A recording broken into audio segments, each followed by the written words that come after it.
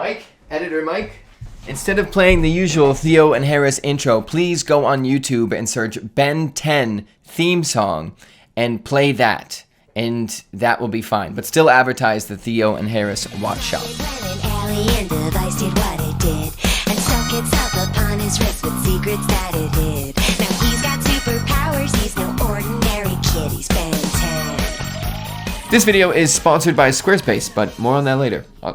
Hey, what is up, Watch Fam? My name is Michael, your name is Watch Fam. Today, Christian is not here by design. We're trying to see, like I said, if our videos do better, if one of us is more focused and on topic. And then we'll obviously do a lot of videos where we're together. We're just messing around. Every month or so I get panicked that the YouTube channel is going to die and we switch things up. So we're trying that right now. Christian is coming later, so he'll be in the next video. But anyways, today we are looking at all my friends. Well, one of my friends works in carbon fiber, and he says that this watch is actually incredible. The materials alone, what did he say they were worth? Having come from carbon fiber manufacturing, that watch is bleep nuts. Like, let me know if you ever sell it. It's wild. There's probably $2,000 to $4,000 in materials and machining alone for the bracelet and case. Never mind the movement and margin. I always wanted a carbon Hublot as a guilty pleasure. Oops, I just outed him. I do think Hublot makes cool watches sometimes. But anyways, we're looking at the Zenith Defy Carbon Edition. And this watch is nuts, but there is a very interesting thing about it because I just wore it to a wedding. The feedback that I got on it, most people that buy a watch, I think, would hate the feedback. So we'll get into that at the end. But anyways, the actual talking about this watch is going to come a little bit later in this video. So if you just want to talk about the watch, I suggest you skip. Well, please don't skip. If you want to chat, let's chat, because I have a theory that we'll talk about at the end, but I will set up here. My watch collecting journey, just to start off from when I was a boy, I started flipping vintage watches. Well, actually, I started photographing watches for this guy a very, very long time ago, and he was giving me basically nothing to photograph a watch, but I thought it was cool that I would get to photograph wristwatches and get paid for it. And I was in college, so my other job paid like $3 an hour. I'd get like $50 bi-weekly, and I was like, oh, this is awesome. And then I would take a girl to Fire and Ice in Boston, and I didn't see any sanitary concerns with that, and then COVID happened. It was probably because of Fire and Ice in Providence or Boston. With everything in my entire life, I find a way to make videos and photography get me to what toys I want to play with at the time. So, for example, watches was the big one in college, and still is. I love watches, but I ended up photographing watches for this guy, and I would just have, and this guy is not Christian, but I would just have 30 Datejust and Speedmasters and everything in my college dorm room, and I would just get to look at them. And then, of course, obviously, it wasn't enough just to look at them. I would watch YouTube videos, and I started editing for Theo and Harris, for Christian and Anna at the time. And it was fantastic. Also, I got paid even less for editing for Theo and Harris than I did for the watch guy. But it didn't matter because I thought it was a ton of fun. It was really just a way to, I was going to watch these videos anyways. Why not try and get close with them? And look, it paid off. Now I'm wearing a $20,000 watch, so it worked. But anyways, while editing for Theo and Harris, it was cool because I would have a Buckley Datejust, for example, which has a very beautiful history to it. And then I would learn about that while editing for Theo and Harris. And if you go into the Theo and Harris watch shop right now, you can see the website has Buckley Datejust two-tone Rolexes with rose gold accents. There are Cartiers, there are Omegas, there are beautiful straps. Definitely, honestly, check out the Theo and Harris watch shop just if you want to look at what I'm talking about. But there's also a Longa in there, which is very pretty. Oh, and I don't understand how it hasn't sold yet, but there is a big logo Rolex date, which has been on my grail list for a very long time. Big logo Rolex date. There's always insane stuff in the Theo and Harris watch shop that you should definitely check out right now. So the beginning of my watch journey was before that. I was getting into Timex and Seiko, and then I got into vintage just because that is where all of the value in watches was found and still really is found. I was getting all these unobtainable brands for my budget at the time. Omega, Cartier, Rolex, Omega again. And that was why I started with vintage. And then, like anybody, when you are doing something and you have something that's a hobby, you fall in love with the basics of it, and then you want more and you want crazier things, which is why I'm wearing this watch today. But I got really into vintage because I wanted to find models with crazy patina. I wanted to find models that no one else had, not even the rich kids at my college. I wanted to have my own watch identity, which I feel like everybody kind of wants when they collect watches. If you really collect watches, you're looking for something that represents you. And Zenith really surprised me because they are becoming one of my favorite brands. Obviously, everybody knows, or people that watch these videos know, that Nomos is my favorite brand, just because I think their value, getting a Nomos club, for example, 200 meters water resistance, that's what I always say after the words Nomos club. It just feels like an unreal steal. And I got one. I got the Atlantic, the 740 from Nomos. It's amazing. I just wore it to the PGA Tour President's Cup. It held up perfectly. It's very slim. I could wear it while I was filming and running around because it was light. And then when we went out to dinner afterwards, it looked like it fit the bill. Like I said, I wore this watch to a wedding, the Zenith Defy. It did not fit the bill, which we'll get into again later.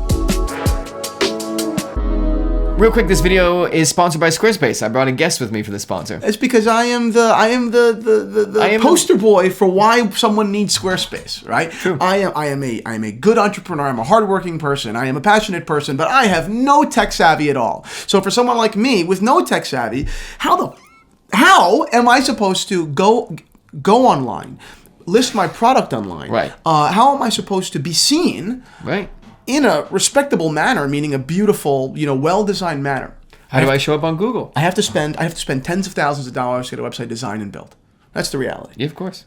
Or I can use Squarespace, because Squarespace, through their just remarkable, array of themes, enables you, as even a tech illiterate person, to build a functional and gorgeous website for your company, right? Build your company, invest in your company, right. And allow other people to see you and say, "Oh, wow, this guy. This is beautiful. This guy's the real deal." Right. To put forth a really professional, public profile. Yep. I love Squarespace. I'm so glad to have them as a partner for our channel, and I highly recommend that you guys go and take a look at Squarespace and use them for your next website and domain. And if you're interested, you can go to squarespace.com/Theo Harris or use our checkout code Theo Harris to save 10% off your first order of a website or domain. Terrific. Thank you, Squarespace. Thank you. The Zenith Defy Carbon Edition is incredible. Christian, my friend, has a Zenith Defy in titanium. I go back and forth because I just really feel like Zenith is destroying watches lately, in a good way. And they're destroying watches lately. Like they have designs similar to Hublot, if you look at this, for example, but they don't get the hatred that Hublot gets because they back it up with their movements. So Zenith to me right now is fascinating. Their Defy line, their El Primero line. The only reason I don't want every single one of them is because some of them are too big. But even the Midnight, which is marketed as a woman's watch with diamond indices and stars at the top, I think that is gorgeous. I think Zenith has absolutely been killing it. And I don't want to say they're a value prop, but if you find them on the second market, they really are. So like I said, our friend has the titanium Defy. Christian wants the blue ceramic Defy. I also want the white ceramic Defy. There's a black and white ceramic Defy. There's this carbon one. There's an incredible amount of watches from Zenith that I think are some of the best watches I've ever seen. I also have another Zenith. I have a Zenith Revival Shadow, which everybody freaks out about when they see, because Zenith is just absolutely destroying it. But anyways, looking at this watch really quick, this is a 41 millimeter watch, which I would never normally wear. I have a 6.5, 6.2, 6.75 inch wrist. I usually max out at 40, but the lug to lug here is actually only 45 millimeters. So it's fine. And just for context, my other Zenith is 37 millimeters, but the lug to lug is 47. So it wears on my tiny wrist beautifully. It looks a little bigger, obviously, but it's the same with Doxa, actually. Doxas are like 43 millimeters, and they're really big, but they're very stumpy, so you could wear them on a small wrist. But anyways, I feel like, shockingly, Zenith, maybe it will change in a little bit. Like I said, I still want the Speedmaster and the Submariner, which are kind of like basic B watches, but Zenith lately has been a brand where I feel like it reflects who I think I am. Probably not who I am. I'm not a $20,000 carbon fiber watch wearing Explorer Defy. Like, this watch for me it's like I love G-Shock. This is the G-Shock of fine watches, which is not an insult because I absolutely love G-Shock, especially that camo titanium one. I think that's beautiful. But this watch and the Revival Shadow, both are watches where I feel like there's some individuality in them, at least for me. I have a tough time, and it's just a stupid thing. But if everybody has a watch, I'm like, well, it's not that cool, is it? Which isn't true. But, you know, sometimes when you go to a watch event and there's 60 men there and they're all wearing a Royal Oak, you're like, well, it doesn't feel as special as it could be. It feels, which those are probably the only 50 men in a 30-mile radius all wearing Royal Oaks. But at that moment, you're like, oh, you know, it's cool that we all have the same watch. But Zenith has kind of hit every box that I want, which is a beautiful mechanical watch. It really focuses heavily on technology, which I think is fascinating and we'll get to at the end. And it looks aggressive, but it comes in at a nice size. It's not a 48 millimeter watch, which Zenith could have easily done. And it flies under the radar. Not that that matters, and we'll get to that at the end, but it just, everything that I could possibly want, this fits. Besides, of course, some classic vintage patina, which is not, it is an ad for the Theo and Harris watch shop, but there is nothing like the silhouette of a Rolex from its side profile. Nothing compares, and everybody agrees with me on that. If you look at a vintage Datejust or an Explorer or anything from this angle, like you're going to punch yourself in the face, that is what you can't get with any other brand. So definitely check out the Theo and Harris watch shop. But the Zenith is amazing. And you look and I feel like this, when I'm sitting next to Christian, represents me a lot more, because when I first started here, I was wearing a G-Shock all the time, which I still wear all the time. And I feel like this is the natural progression from loving a G-Shock and wanting to wear it all the time to wanting to then incorporate a little bit higher horology. Boom. Zenith Defy Carbon Fiber. Nutty but nutty watch. Oh, by the way, 41 millimeters, 100 meters water resistance, 50-hour power reserve.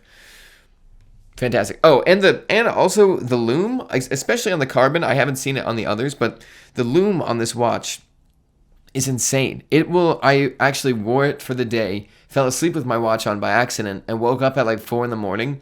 In the lume, I could still tell what time it was in my room, and it was completely pitch black, so that was pretty cool. You take that formula that Zenith is following, and then you put it on someone like the guy that usually sits here, no bueno. Christian does not, you should see how this man organizes his life. He texts things to himself instead of using the reminders app in his phone. That doesn't scream, I want a Ben 10 watch, and that makes sense. Christian really embodies the Datejust in that way. It's a much more classic design. It's refined. It's conservative. It's not loud, but it is loud, and everybody knows what it is, and if not, you probably live under a rock. That is very Christian. And then his individuality in his Datejust, his personal one, for a while was he took off the Cyclops crystal and put a different one on. He actually put the Cyclops back on. But of course, also being the curator of the Theo and Harris watch shop, he has a super rare blue dial 1603. Although it is super rare, there's one in the shop right now that you should check out. But anyways, it is very Christian to be wearing a tiny Cartier tank or a Rolex Oyster or something like that. And it's fun to find one that feels right. And so far for me, Zenith feels right. Now my two things, the two most important things at the end. One, this carbon fiber watch is probably the lightest watch I have ever held in my life. It feels literally like a Happy Meal. I think it feels really, really cool, but it could also, like, this could be a swatch version of Zenith, the way that it feels, like this moon swatch, essentially. It feels like nothing. Everybody that touches it is like, wow, that is the lightest watch I've ever held. So I went to a wedding this past weekend, and none of my friends there at the wedding are into watches. The guy that got married wore an SKX 013 that I gave him in high school, and I gave it to him. Well, I didn't give it to him. I drove with his now wife to a sketchy area where I live, and we bought it from a guy, and I bought him like the upgraded bracelet you can get. I forget the website, but I paid for the watch on her behalf because she couldn't afford it or whatever, and I was like, no, you can't get him a Timex. It has to be an SKX. And he wore that at his wedding. It was very special. But it was sad because I was 4.5 hours late to his wedding. So everything comes and goes. I was showing this watch to them because they're all engineers, and they're like, oh, that's cool. But at the same time, it was really just, it was basically a Timex to them, or a G-Shock. They had no idea that it was a fancy watch at all, which was To some... Oops, Kristen's dinging the door. Hold on. He was being hysterical, and I kept laughing, but I drink a lot, so it was always a spit take. Yeah. And she goes, stop it with the dramatic spit takes. We know it's not real. And I was like, are you taking Yeah, sit down. genuine? Take a seat. Okay, yeah, sure. I was like, what the Am I coming in for the last 5 minutes? Yeah, I figured it's the last 2 minutes. It's basically... cool. So, anyways, what I was saying, and then we'll start our own episode. Yeah. Is it weird that you're here? Yeah, it is kind of weird. What I was saying was I wore this to the wedding. Whoa, that's nice. Oh, my God. What I was saying is I wore this to the wedding. Bad wedding watch. Well, none of my friends are watch guys. Yeah. So I was showing them this $20,000 watch, and they'd be like, oh, that is cool. That's sick. I think I saw that when I was getting my Timex, like at Macy's. So that is the weird part about this watch. You have to appreciate it for yourself, unless someone else is into watches. No idea. That's like almost everything. Well, like, I mean, even when you like a Rolex, it's heavy. Jeez. Yeah, you see what I mean? So it's a name no one's ever heard of. It's a name no one's ever heard of. And it's light. It's plastic. And it looks like it's just like it looks like you bought it like an Army Navy store. Exactly. Because it has that pattern. Exactly. That's wild though, huh? Yeah, right? I love this watch. It's sick. I love the rubber in blue too. I know, that's what I said. Crazy. I know. I love that. I love that stuff. I'm a big Zenith fan. Yeah. Isn't it your new thing? That's my new thing. My new thing is Zenith. And if you give me 5 minutes of your time, I'll convince you why it's the best. Yeah. Dude, wear 2 watches right now. Wow. Jeez, you must have a tiny pee too. That's nice. It wears really well. Is that? Oh, yeah. It looks Is it amazing. 40? It's a 41, but Wow, it does not wear that this way. is 45. Oh, so it's a date just is 45. Yeah, exactly. Wow. Speaking of date just, I'm the king of date just. Go shop watches, TheoandHarris.com. boom.